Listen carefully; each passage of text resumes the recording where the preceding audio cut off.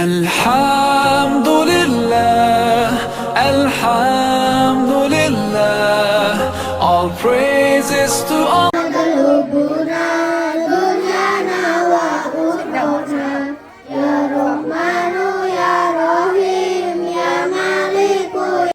بارك الله لكما وبارك عليكما وجمع بينكما في خير.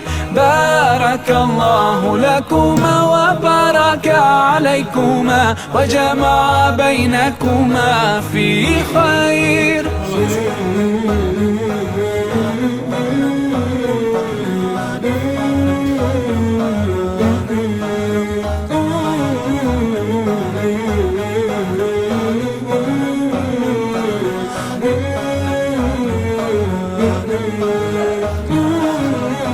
From now you'll share all your joys, through hardship support each other, together worshipping Allah, seeking His pleasure. We pray that He will fill your life with happiness and blessings, and grant you kids who make your home filled with laughter. Let's pray.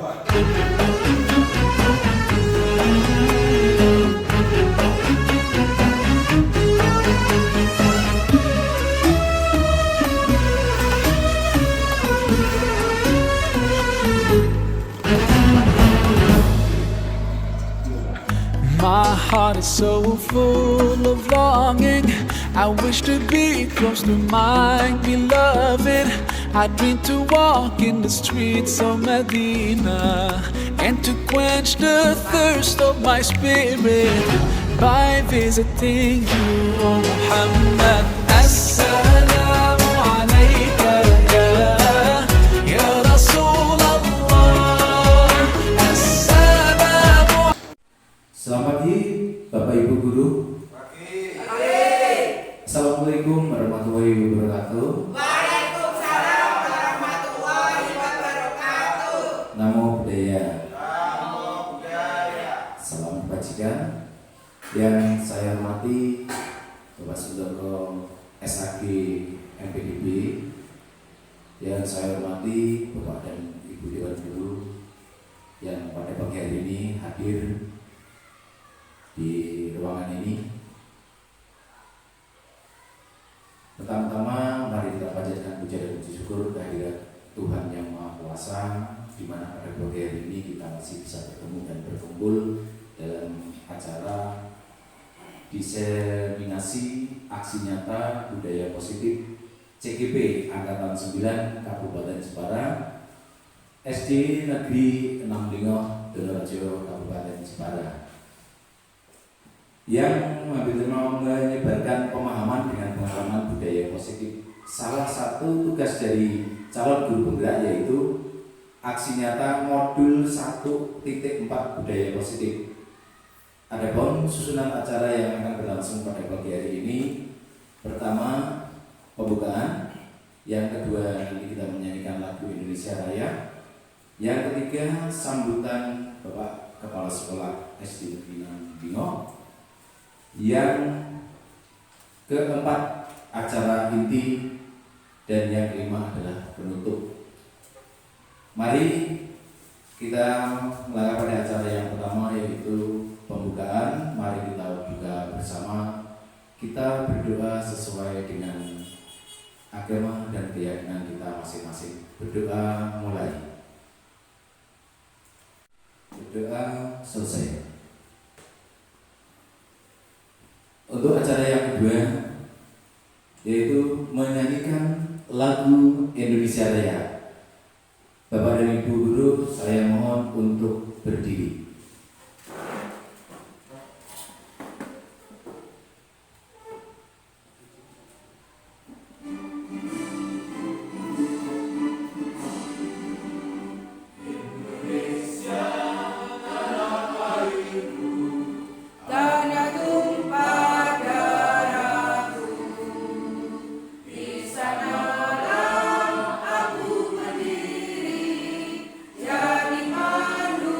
Di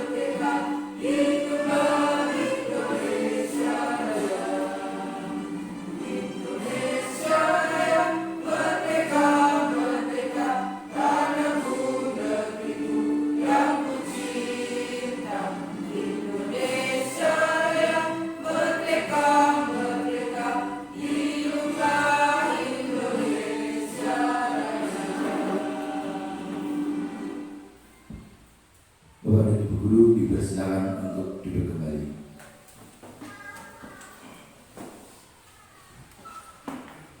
Untuk acara yang ketiga yaitu sambutan Kepala Sekolah kepada beliau Bapak Sundoko SAG MPDB, waktu kami persilakan.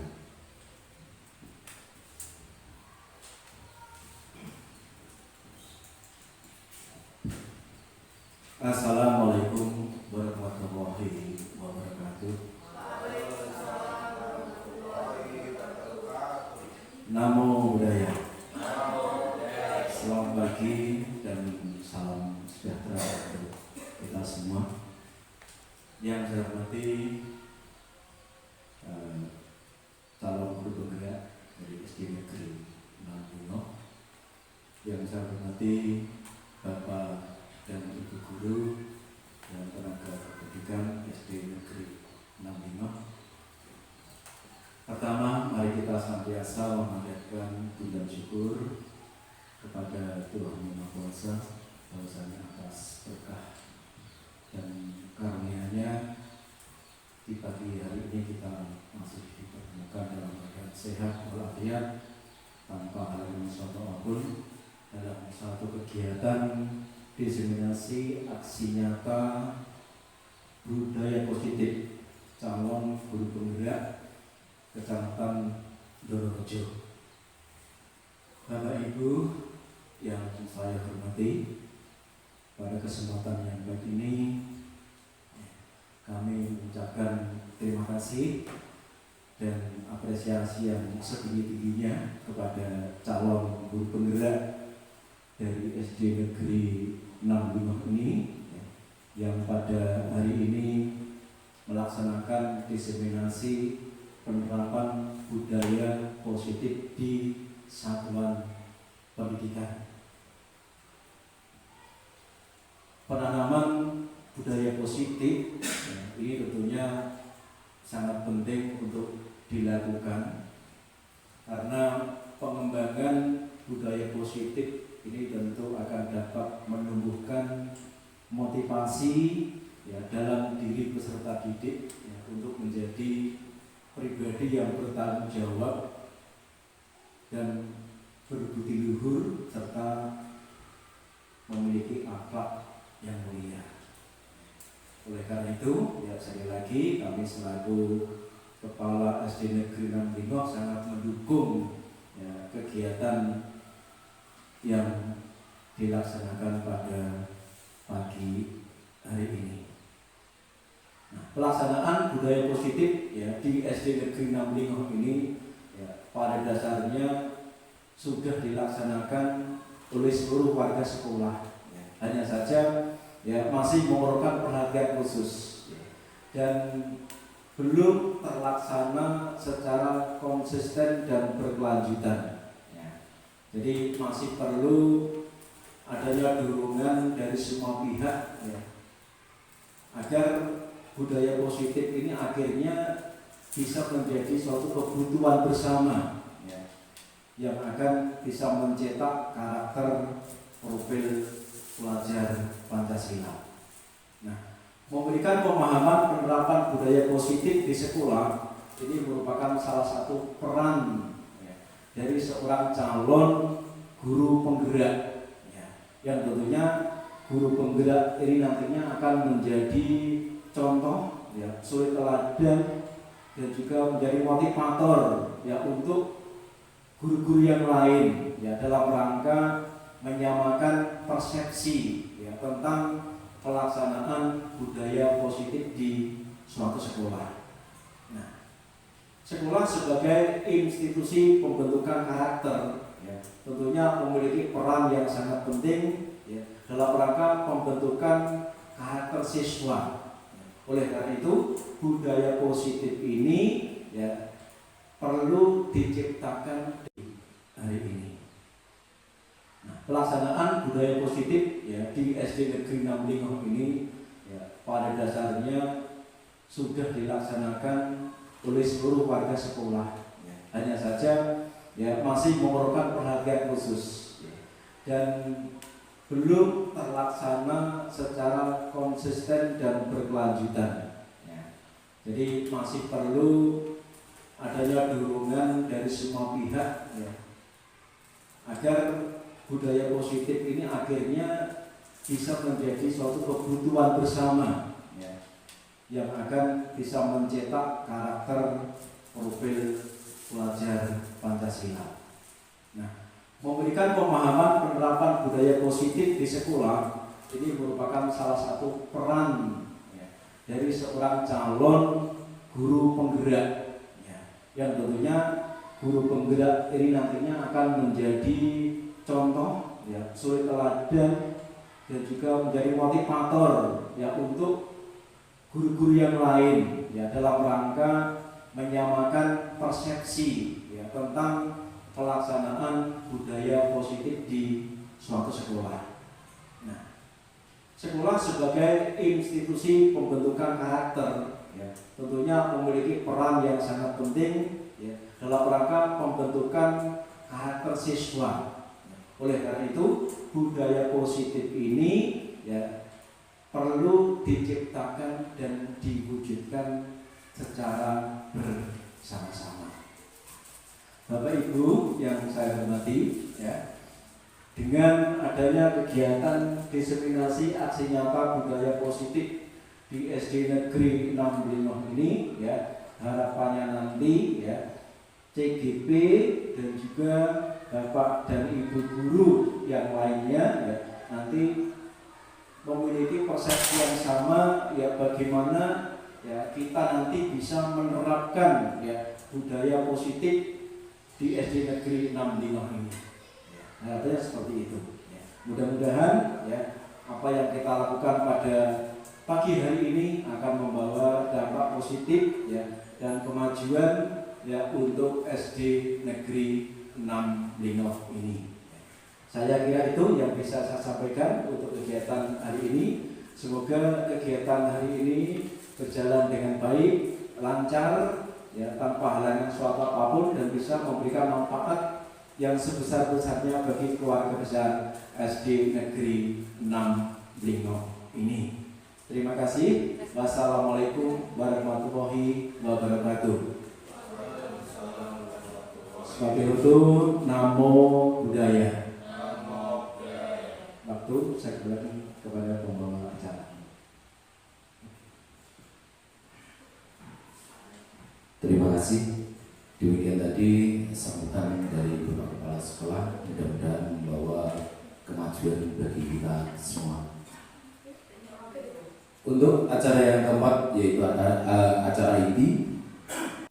Baik, untuk mengejar acara yang keempat yaitu acara inti yang akan dipaparkan oleh Bapak Agus Effendi. Kepada Bapak Agus Effendi kami persilakan.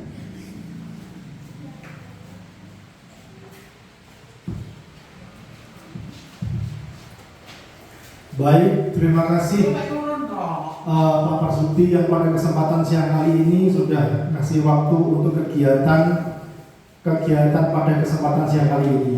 Assalamualaikum warahmatullahi wabarakatuh. Waalaikumsalam warahmatullahi wabarakatuh. Selamat pagi Bapak Ibu semuanya. Pagi.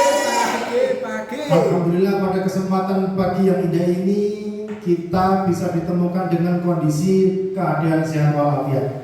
Yang kami hormati beliau Pak Kepala Sekolah SD 6 Blingong, yang kami hormati Bapak Ibu Dewan Guru SD 6 Blingong, yang saya hormati Bapak Ibu Dewan Guru dari tetangga SD sebelah yang saya hormati.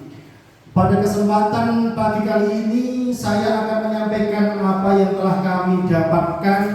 Bukan hanya kami bermaksud untuk menggurui Bapak Ibu semuanya, tapi sesuai dengan tugas yang disampaikan pada kegiatan kami di calon guru penggerak, bahwasanya di aksi nyata modul 1.4 kami harus memaparkan apa yang telah kami peroleh selama kegiatan pembelajaran yang kami dapatkan. Bapak Ibu yang saya hormati, pagi ini kita mempunyai suatu tema kegiatan diseminasi. Diseminasi itu nek saya memaknai di woro-woro lah nanti Ibu. Jadi aksi nyata yang kami akan sampaikan di kegiatan calon guru penggerak angkatan ke-9. Kebetulan nanti semoga di angkatan selanjutnya Bapak Ibu semuanya bisa mengikuti di kegiatan calon guru penggerak selanjutnya. Selanjutnya saya persilahkan. Yang kedua, kami punya makna salam dan bahagia. Kami punya suatu penyemangat bahwasanya Bapak dan Ibu harus selalu salam, ya. Kita punya suatu moto atau motivasi kita adalah yang pertama ucapkan salam dan yang kedua adalah bahagia. Siapa yang bahagia maka kegiatan ini akan menjadi lebih nikmat. Terima kasih. Agenda saya ada 6 poin. Ini saya rangkum ada 6 poin. Yang pertama tentang disiplin positif dan nilai kebajikan universal. Yang kedua teori motivasi, hukuman dan penghargaan restitusi. Yang ketiga tentang keyakinan kelas. Yang keempat kebutuhan dasar manusia. Yang kelima 5 posisi kontrol. Yang keenam segitiga restitusi. Dari paparan tadi mungkin nanti akan saya jabarkan sekilas tentang rincian-rincian yang telah saya paparkan pada kesempatan pagi kali ini. Baik Bapak Ibu, selanjutnya adalah tentang disiplin positif dan nilai kebajikan universal. Sebelum saya memaknai apa itu tentang disiplin positif dan nilai-nilai kebajikan universal, bisa ditayangkan slide selanjutnya. Bapak Ibu, saya punya suatu kegiatan. Dalam kegiatan kami di modul ajar, di kegiatan kami di modul 1.4 atau modul 1 itu ada kegiatan. Silakan Bapak Ibu menulis dalam suatu kertas.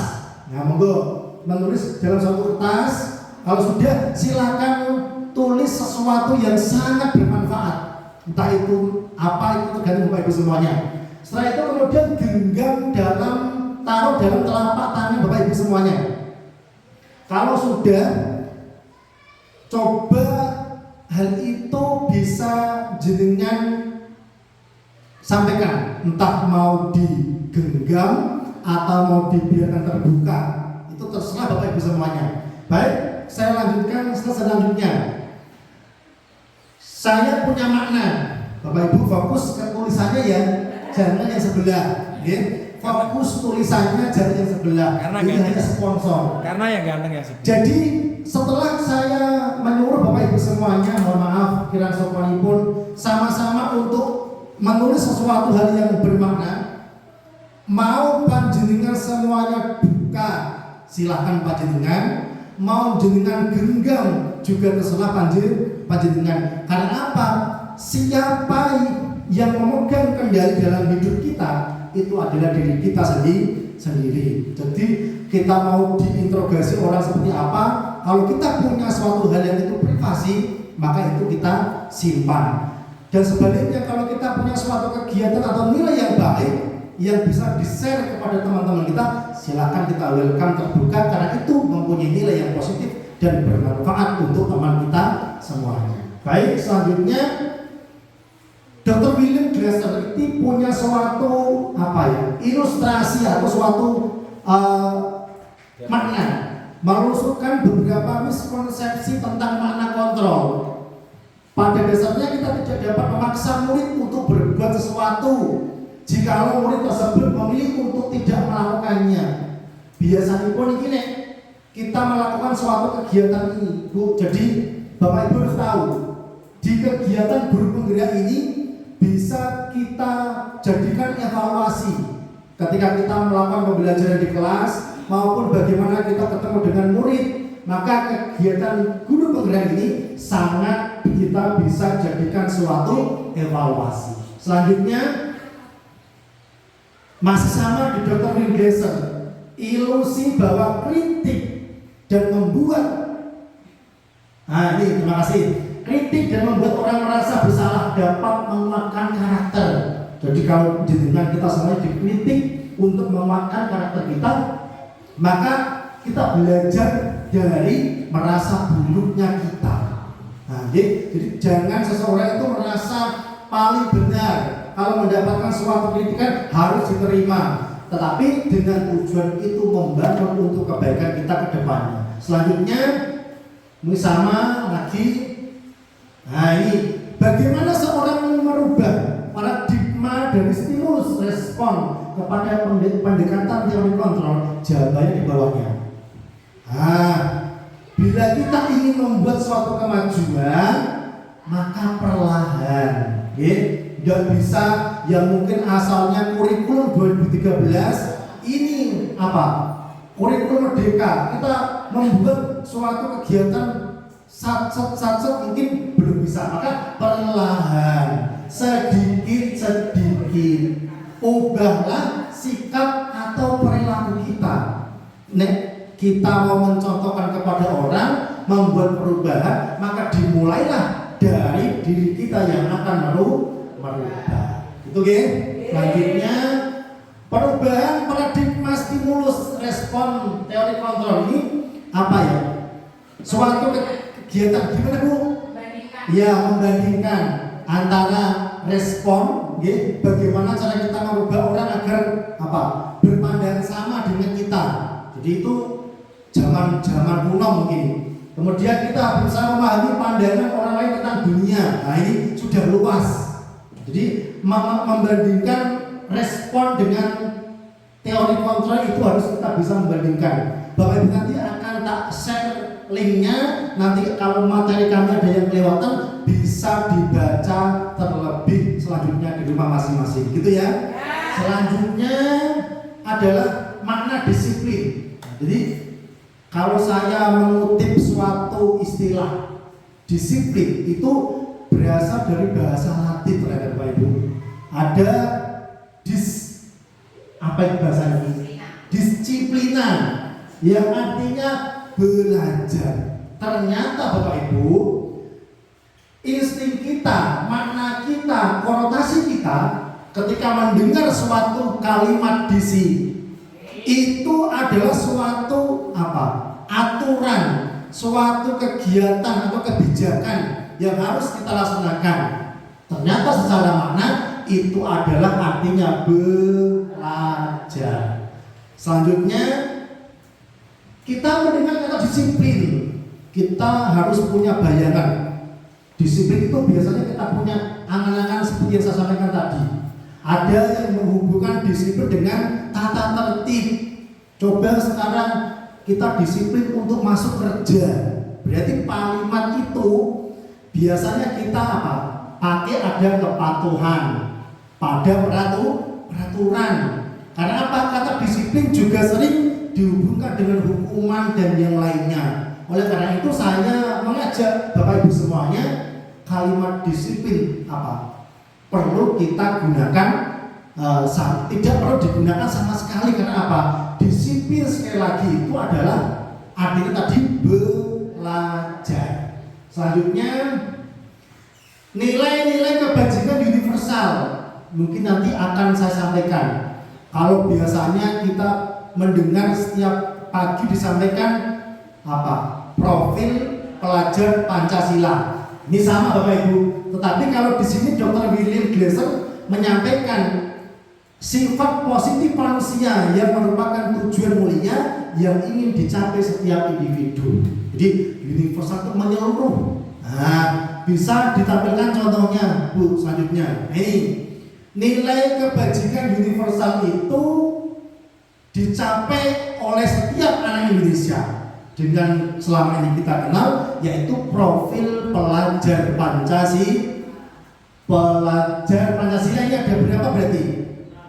Nah, satu, beriman, bertakwa kepada Tuhan Yang Maha Esa. Bapak Ibu, sesuai dengan makna awal tadi, kalau kita mau merubah anak didik kita juga harus merubah mulai dari diri kita.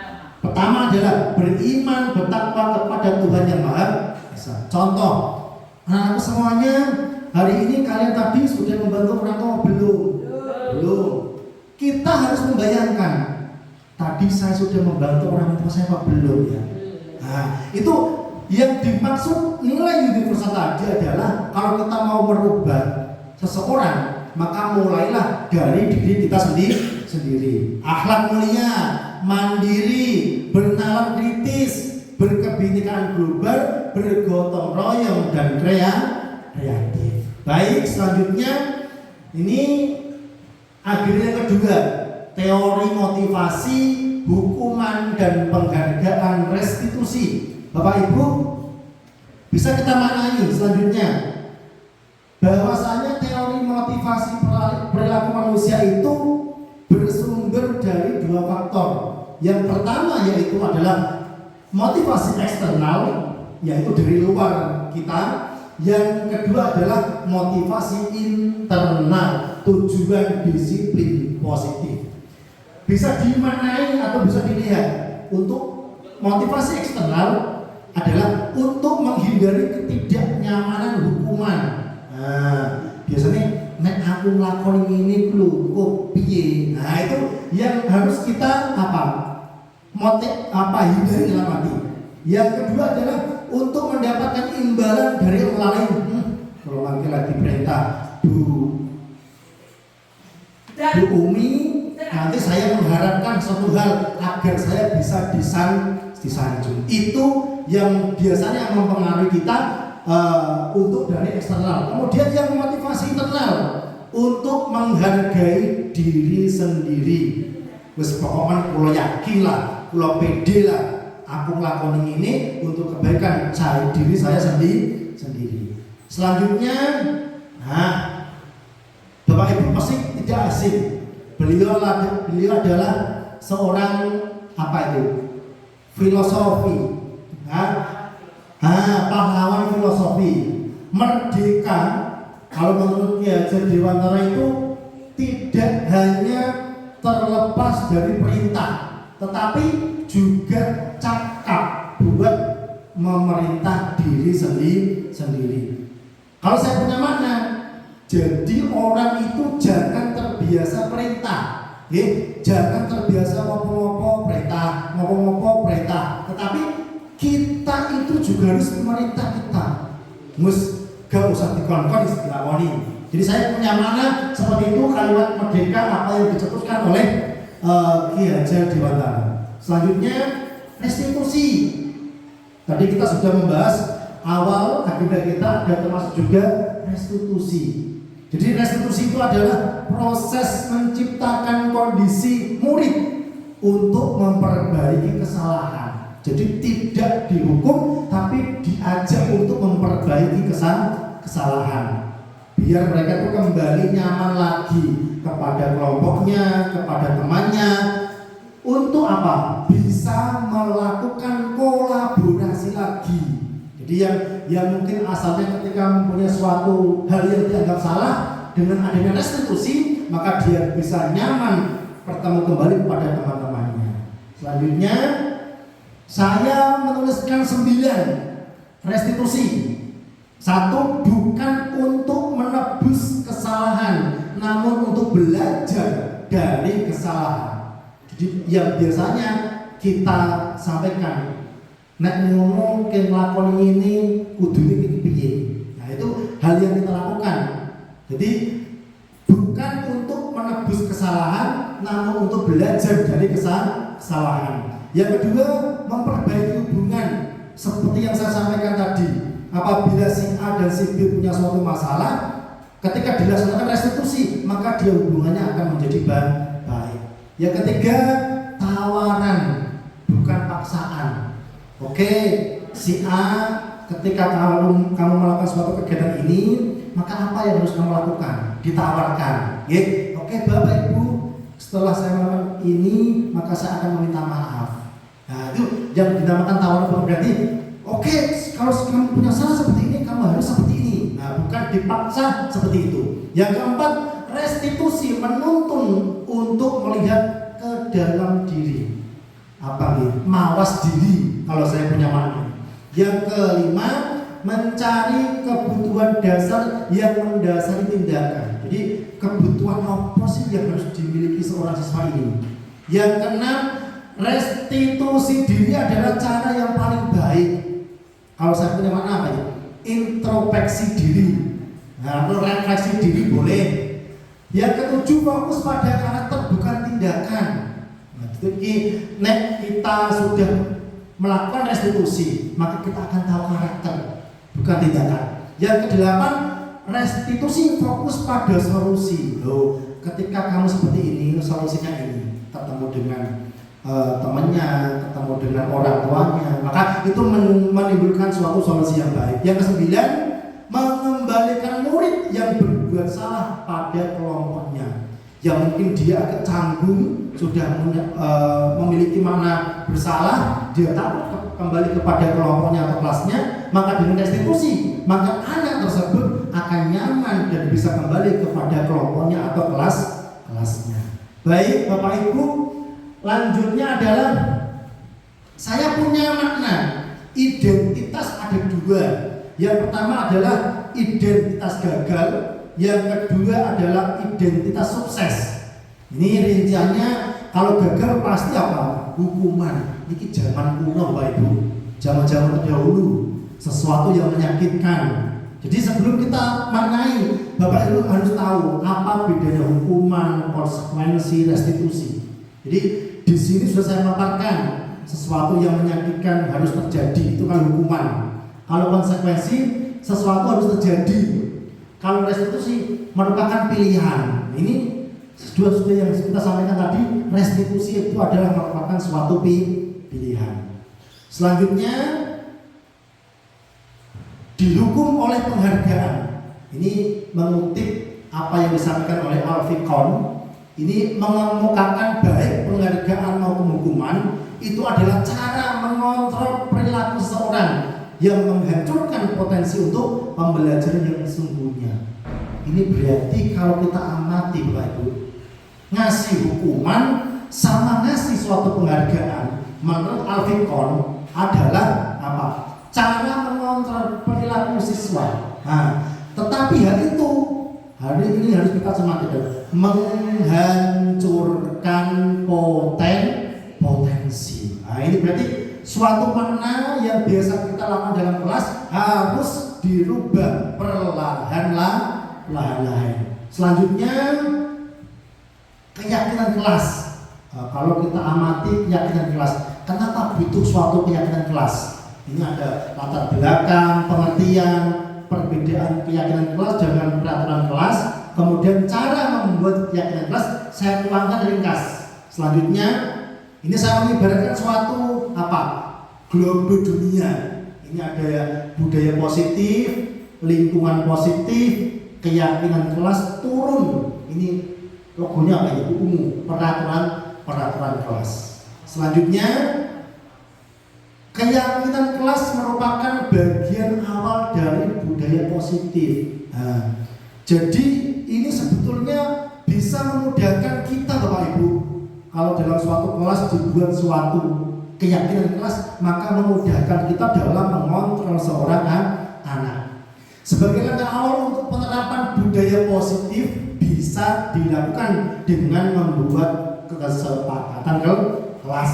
Dalam pelaksanaan juga tadi disampaikan keyakinan kelas bersama-sama yang berisi nilai-nilai yang dikerjakan kemudian dengan sadar dan tanpa paksaan disepakati oleh seluruh anggota. Intinya kita membuat suatu kesepakatan kelas itu tidak boleh dari gurunya saja, ya. Jadi melibatkan semua siswa yang ada di dalam kelas, nanti muncullah suatu kesepakatan yang ada nilai-nilai yang positif. Selanjutnya, sekali lagi ini intermezzo Bapak Ibu, ada suatu sponsor yang mungkin jenengan bisa melihat. Nanti saya cantumkan nomor WA saya di bawahnya, nanti bisa dicek. Mengapa harus keyakinan kelas, bukan peraturan kelas? Kalau saya punya makna sendiri Bapak Ibu, kenapa sih makna kok keyakinan, bukan aturan? Sederhananya, kalau bahasa keyakinan itu apa? Bisa kombinasi atau kolaborasi dengan nilai-nilai universal. Tadi apa? Ketuhanan yang Maha Esa. Kalau kita maknai keyakinan itu suatu ibadah.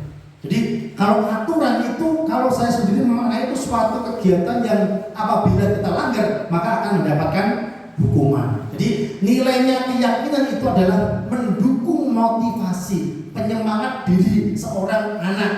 Nah, oleh karena itu di sini bahasanya yang dipakai adalah keyakinan kelas, bukan peraturan kelas. Selanjutnya cara membuat kesepakatan kelas. Bapak Ibu, ini sekedar contoh, nanti bisa Bapak Ibu kembangkan sendiri apa yang telah Bapak Ibu peroleh atau sampaikan nanti bisa dikembangkan. Sekali lagi, linknya nanti akan saya kirimkan lewat WA Bapak Ibu semua. Yang pertama adalah dilakukan atau di awal pembelajaran. Jadi sebelum menyampaikan tujuan pembelajaran, sampaikan dulu ini Bu, membuat tentang kesepakatan kelas. Yang kedua, buat forum diskusi. Ada kelompok 1, kelompok 2, kelompok 3 mungkin. Itu yang kami coba tuangkan. Kelompok 1 misalnya tidak boleh rame ketika pembelajaran, saling menghargai satu sama lain misalnya. Kemudian yang selanjutnya mengungkapkan keinginannya dalam pembelajaran di kelas. Yang diharapkan pembelajaran di kelas seperti apa sih? Mau boleh menggunakan apa? Kelompok, diskusi dengan bernyanyi, silakan, ini bisa disepakati dengan Bapak Ibu semuanya. Yang selanjutnya peserta didik menuliskan harapannya. Nek kula pengen belajar ini Pak Bu, kula pengen nanti seperti ini. Nah itu contohnya. Kemudian kelompokkan nilai-nilai positif yang serupa. Ketika semua orang sudah menuliskan, maka dikelompokkan nilai yang sama, ya. Yang mempunyai nilai positif sama, ada gotong royong, ada disiplin, itu dikelompokkan Bapak Ibu, dirangkum jadi satu, bukan semuanya dijalankan, tetapi diringkas menjadi satu nilai yang dianggap itu sama. Baik, selanjutnya kebutuhan dasar manusia. Bapak Ibu, kalau kita amati, manusia itu adalah memiliki kebutuhan dasar yang tidak bisa dihindari. Nah, kalau saya menuliskan sesuai dengan modul yang kami pelajari di modul 1 itu adalah apa? Ada berapa itu? 5 ya Bu? Penguasaan, kasih sayang, kebebasan, kesenangan. Yang terakhir adalah bertahan hidup. Akan saya simpulkan sedikit demi sedikit di slide selanjutnya, yaitu kebutuhan bertahan hidup. Manusia itu nek boten punya sifat fisiologis, maka kita tidak bisa akan bertahan hidup. Oleh karena itu, sesuai dengan simbolnya atau slogannya guru penggerak ini bergerak, tergerak, menggerakkan. Tidak ada kalimat yang betul pola. Semuanya akan bergerak. Itu memotivasi kita untuk kesehatan. Rumah dan makanan kita juga harus menjaga demi untuk kebutuhan bertahan hidup. Selanjutnya yang kedua, kebutuhan kasih sayang dan rasa diterima. Ini kalau saya punya makna, kita diciptakan oleh Allah Subhanahu wa Ta'ala, Tuhan Yang Maha Esa, itu adalah sebagai makhluk sosial, mesti berdamping-dampingan, baik secara rukun antar umat beragama maupun yang lainnya. Karena apa? Kalau kita tidak punya kasih sayang, maka kita tidak bisa hidupnya nyaman. Selanjutnya adalah yang ketiga, kebutuhan penguasaan. Ini kalau kita maknai kebutuhan dengan kekuatan untuk mencapai sesuatu, menjadi kompeten. Sami kata jenengan semuanya Bu, jenengan seorang pendidik. Untuk mencapai kompetensinya kan jenengan dilatih, mengikuti suatu kegiatan diklat, mengikuti suatu kegiatan kompetensi dan yang lainnya. Maka jenengan ini butuh penguasaan. Makanya kita sebagai seorang pendidik perlu untuk mengikuti kegiatan-kegiatan seperti ini. Selanjutnya adalah 4 kebutuhan kebebasan. Logis akal Bapak Ibu. Manusia diciptakan itu adalah bebas untuk memilih. Kalau kita cantumkan adalah kebutuhan akan kemandirian, otonomi, memiliki pilihan dan mampu mengendalikan arah hidup seseorang. Sama Bapak Ibu, anak-anak itu juga bebas dalam apa? Melakukan suatu kegiatan pembelajaran.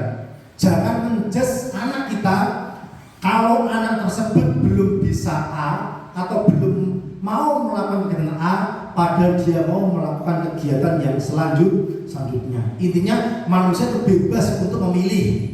Yang kelima adalah kesenangan. Ini mungkin apa yang nantinya kita akan terangkan pada anak. Jadi kita manusia maupun anak didik kita itu juga butuh kesenangan. Terkadang tertawa sambil belajar, sambil bermain, itu juga motivasi dia untuk apa? Meraih kesenangan. Glasser menyampaikan bahwa menghubungkan kebutuhan akan kesenangan dengan belajar. Nek anak itu kita giring untuk sambil bermain, saya yakin anak itu cepat mudah untuk apa? Menempuh atau menerima pelajaran yang kita sampaikan. Beda kalau kita menyampaikan dengan monoton, dengan apa bahasanya pun ajeg, itu anak akan merasa bosan. Maka kesenangan itu kita butuhkan dan kita bisa terapkan kepada anak didik kita. Selanjutnya 5 posisi kontrol. Selanjutnya Ibu, saya punya makna. 1 penghubung, penghukum.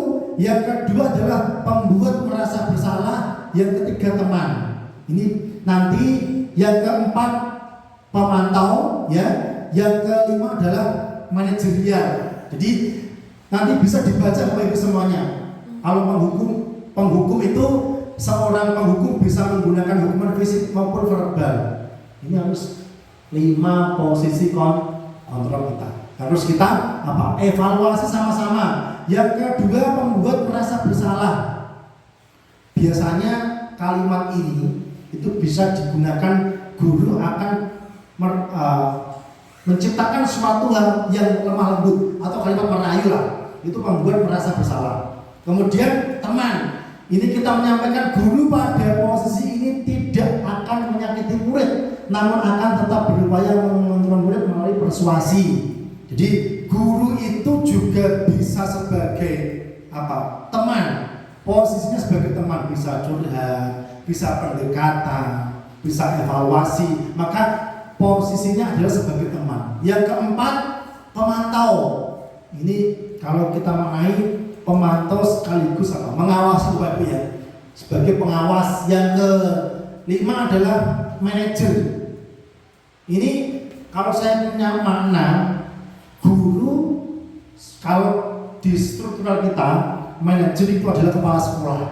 Tapi kalau di ruang lingkup kelas, manajer itu adalah Bapak Ibu semuanya. Yang selanjutnya adalah 5 posisi kontrol. Jadi saya membuat ada identitas gagal, ada 3 Bapak Ibu klasifikasinya. Identitas gagal, berhasil, kemudian ini ada dari luar, ini berhasil tapi dari luar, tapi ini berhasil dari diri. Ini bisa ada kalimat-kalimat yang mungkin nanti Bapak Ibu bisa saya contohkan. Ini tidak usah saya bacakan satu demi satu. Nanti yang penting rambu-rambunya sudah saya sampaikan pada kesempatan pagi kali ini. Nanti Bapak Ibu bisa bagaimana kalau identitas itu gagal, itu kalimat apa yang bisa biasanya kita keluarkan. Kemudian berhasil dari luar itu bagaimana kalimat yang kita sampaikan. Kemudian yang paling penting adalah identitas berhasil dari diri kita. Ini 5 posisi kontrol yang mungkin nanti Bapak Ibu akan pelajari bersama-sama nantinya. Selanjutnya yang poin terakhir ada segitiga restitusi. Ini gambarnya Bapak Ibu sudah pasti yang namanya segitiga seperti ini pastinya, ya. Yang selanjutnya tadi dibahas tentang restitusi. Apa tadi Bapak Ibu restitusi? Restitusi itu adalah apa? Masih ingat ya Bapak Ibu? Ya, memberi solusi, bukan apa? Bukan ya, intinya restitusi institusi itu adalah memberikan solusi kepada seseorang yang hal ini adalah seorang siswa. Baik, kalau kita contohkan ada 3. Yang pertama adalah validasi kebutuhan, yang kedua adalah menanyakan keyakinan, yang selanjutnya adalah menstabilkan identitas. Penjelasannya mungkin akan saya sampaikan di selanjutnya. Yang pertama adalah menstabilkan identitas. Cara gamblangnya Bapak Ibu, ini anak ditanya dulu. Yang merasa tadi dirugikan, ini anak ditanya terlebih dahulu. Jadi menstabilkan apa? Untuk membuat anak yang merasa gagal karena berbuat salah menjadi positif kembali. Jadi kondisinya distabilkan terlebih dahulu. Setelah itu baru yang kedua adalah validasi kebutuhan. Sampai kamu melakukan ini, apa yang dibutuhkan seorang anak tersebut. Itu kalau saya punya makna tentang validasi kebutuhan. Kamu bisa saja melakukan hal yang lebih buruk, tapi kamu tidak melakukannya. Kamu pasti punya alasan mengapa melakukannya. Misalnya contoh, si A, kenapa kamu melakukan ini? Pasti Pak Guru tahu kamu punya alasan. Apa alasannya? Itu bisa dinamakan dengan validasi kebutuhan. Yang selanjutnya adalah menanyakan keyakinan. Jadi kalau kita sudah tadi menstabilkan identitas, validasi data, yang terakhir adalah menanyakan keyakinan. Ketika sudah terselesaikan dengan baik, maka apa yang dirasakan oleh seorang tersebut. Jadi mungkin dia merasa bersalah, tidak akan mengulangi kembali kejadiannya. Itu bisa menjadikan anak menjadi lebih baik kembali. Selanjutnya adalah praktek budaya positif di kelas. Harapan saya Bapak Ibu semuanya, setelah Bapak Ibu mendapatkan materi apa yang telah saya sampaikan, dan nanti kalau kurang jelas dan terperinci akan saya share linknya lewat WA yang nanti akan saya sampaikan kepada Bapak Ibu semuanya. Harapan kami setelah tadi saya sampaikan materinya, Bapak Ibu juga melakukan kegiatan budaya positif di kelasnya masing-masing. Gitu ya Bapak Ibu ya. Yang terakhir, refleksi. Adakah yang berubah dari pengetahuan Anda setelah belajar budaya positif hari ini? Itu nanti bisa jenengan tuangkan setelah jenengan melakukan kegiatan budaya positif di kelas panjenengan semuanya. Baik Bapak Ibu, mungkin selanjutnya terima kasih. Itu yang dapat saya sampaikan. Semoga apa yang saya sampaikan hari ini ada manfaatnya, khususnya bagi saya dan umumnya kepada Bapak Ibu semuanya. Sekali lagi ucapan terima kasih atas waktunya. Kurang lebihnya mohon maaf. Assalamualaikum warahmatullahi wabarakatuh.